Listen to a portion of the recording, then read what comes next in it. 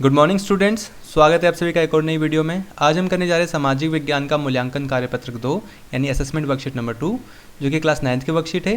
और जो वर्कशीट है वो है 4 अगस्त 2021 की। ये जो मूल्यांकन कार्यपत्रक है वो 20 अंक का है।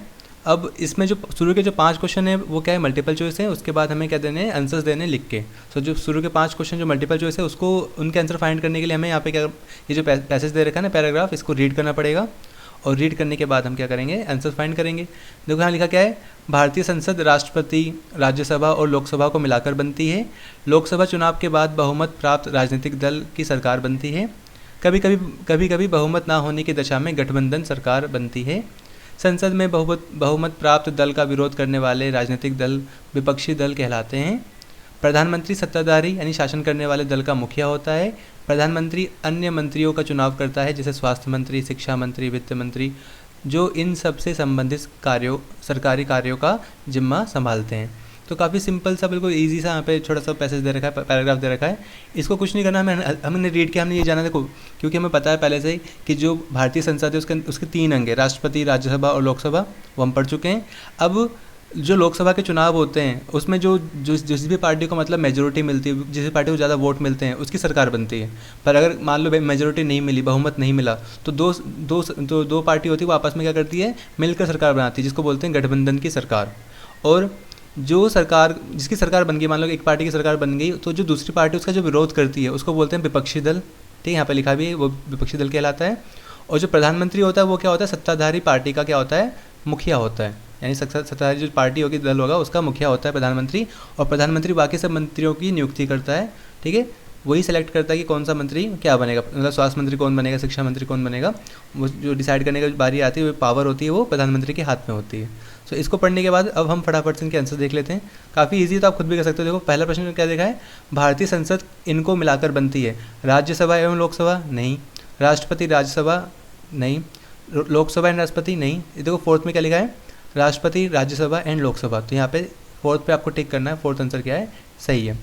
सेकंड क्वेश्चन पे आते हैं। सेकंड क्वेश्चन यहाँ पे लिखा है कि संसद में बहुमत प्राप्त नहीं होने पर सरकार बनती है कैसी, एक दलीय सरकार, गठबंधन सरकार, उपयुक्त दोनों, या दोनों में से कोई नहीं। ये इसका आंसर होगा गठबंधन सरकार। ठीक है, आगे बढ़ते हैं। यहाँ लिखा है थर्ड में लिखा, कुछ थर्ड प्रश्न जो लिखा है यहाँ पे कि प्रधानमंत्री इनकी नियुक्ति करता है, स्वास्थ्य मंत्री की, शिक्षा मंत्री की, वित्त मंत्री की, या उपयुक्त सभी।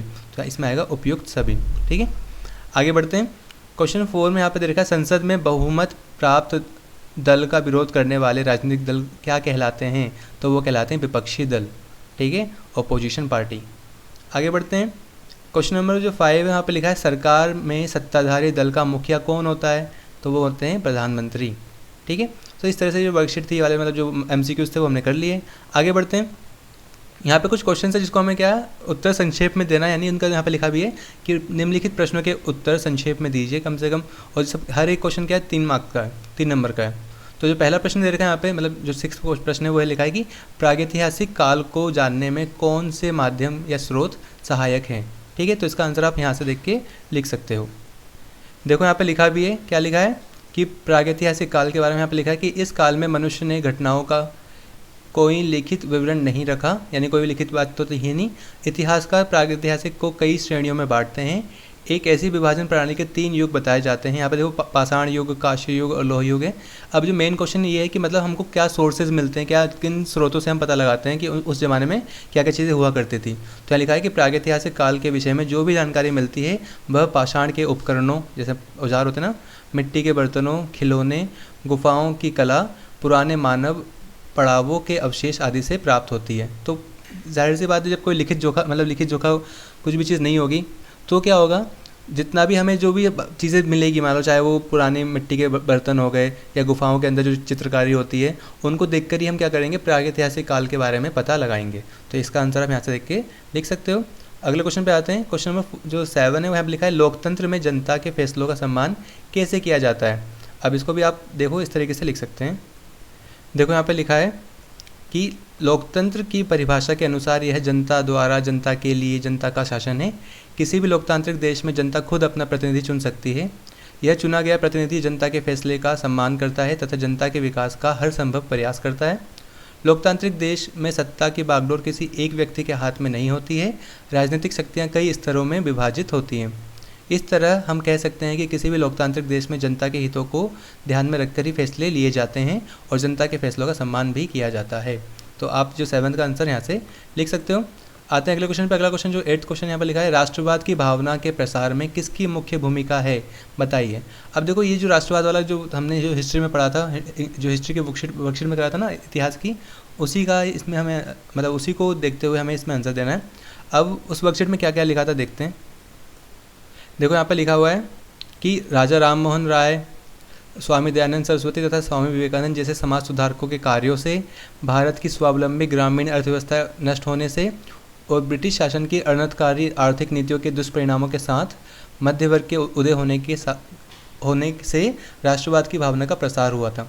तो याद रखना, जो हमारा मध्य वर्ग था, यानी जो हमारा बिल्कुल मिडिल क्लास थी, वो सब लोग जब जागरूक हो गए, उन्होंने जब देखा कि भाई जो अलग अलग हमारे समाज सुधारक हमें ज्ञान दे रहे हैं, हमें नॉलेज दे रहे हैं, उन नॉलेज को लेकर, इसके अलावा ग्रामीण जितने भी व्यक्ति थे उनकी जो हालत थी काफ़ी ख़राब हो गई थी, उनको काफ़ी ज़्यादा टैक्स चुकाना पड़ता था। तो उन सब चीज़ों से परेशान होकर भी लोगों ने क्या करा, एकजुट होना स्टार्ट करा और फिर इकट्ठा होकर सबने एक तरह से ब्रिटिश शासन के खिलाफ आवाज़ उठाई और इसी तरह से राष्ट्रवाद की भावना का प्रसार हुआ। इसमें आप 2-3 चीज़ें और भी ऐड कर सकते हो, जैसे मान लो प्रेस या पत्रकारिता थी। पहले क्या था, मतलब जो जितना भी लोगों के पास जानकारी पहुंचती थी वो प्रेस के जरिए पहुंचती थी या समाचार पत्र के जरिए। तो आप यहाँ पे वो भी लिख सकते हो कि समाचार पत्रों ने और प्रेस ने भी राष्ट्रवाद की भावना के प्रसार में एक अहम भूमिका निभाई। तो आप ये लाइन भी यहाँ पे ऐड कर सकते हो, और अगर आपको कुछ और भी ऐड करना तो आप इसको भी यहाँ पे लिख सकते हो। आगे बढ़ते हैं। क्वेश्चन नंबर 9 यहाँ पर लिखा कि 17वीं शताब्दी में आए यूरोपीय भारत में व्यापारी से राजनीतिक शक्ति कैसे बन गए, वर्णन करना है इसको हमें। सो क्वेश्चन नंबर 9 का आंसर आप यहाँ से लिख सकते हो। देखो यहाँ पे लिखा है कि 17वीं शताब्दी में आए यूरोपीय व्यापारी धीरे धीरे भारत में व्याप्त राजनीतिक अस्थिरता का लाभ उठाकर राजनीतिक प्रभाव बढ़ाने लगे। मुगल साम्राज्य के विघटन के बाद क्षेत्रीय जो शक्तियों का मार्ग प्रशस्त हुआ। इस प्रकार से जो विदेशी व्यापार करने आए थे वो इन क्षेत्रीय शक्तियों को हराकर मालिक बन गए।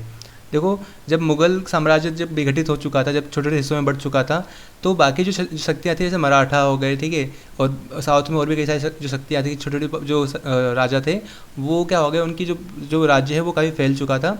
और फिर देखो, हर कोई राजा होड़ में लगा हुआ था कि भाई इस एरिया पे मैं कब्जा कर लूँ, इस एरिया पे मैं कब्जा कर लूँ। तो इसी होड़ का फ़ायदा उठाकर जितनी भी मतलब यूरोपीय कंपनियां थी, खासतौर पे जो यूरोपीय व्यापारी में हम बात करते हैं ईस्ट इंडिया कंपनी की, तो ईस्ट इंडिया कंपनी ने इसी मौके का फ़ायदा उठाकर धीरे धीरे भारत पे कब्जा करना स्टार्ट कर दिया।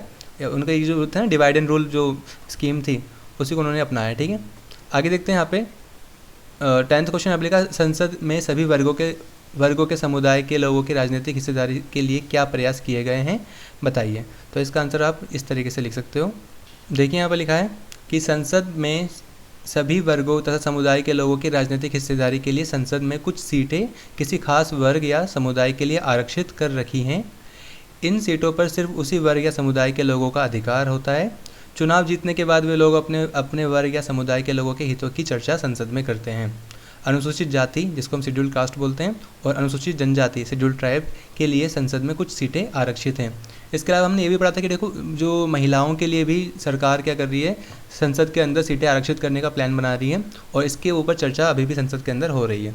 तो वो चीज़ भी आप इसके अंदर ऐड कर सकते हो। और अगर आपने जितनी भी चीज़ें आपका, देखो SST का मतलब होता है आपको ज़्यादा से ज़्यादा चीज़ें ऐड करनी है, ज़्यादा से ज़्यादा चीज़ें अपने मन से लिखनी है। तो आप जितना हो सके अपने आप से भी चीज़ों को लिखने की कोशिश करना। और वैसे तो इतना आंसर मैंने लिखवा दिया है, अगर आपको कुछ और चीज़ें ऐड करनी है उन आंसर्स में तो आप कर सकते हो। तो इस तरह से आपकी जो वर्कशीट है बेटा, असेसमेंट वर्कशीट, वो कंप्लीट होती है। आई होप आपको वीडियो पसंद आई होगी। अगर वीडियो पसंद आई तो वीडियो को लाइक करना और ज़्यादा से ज़्यादा अपने दोस्तों के साथ शेयर करना। सारी वर्कशीट के सोल्यूशन टाइम पे पाने के लिए चैनल को सब्सक्राइब भी कर लेना। मिलते हैं अगली वीडियो में, तब तक के लिए stay safe and keep learning.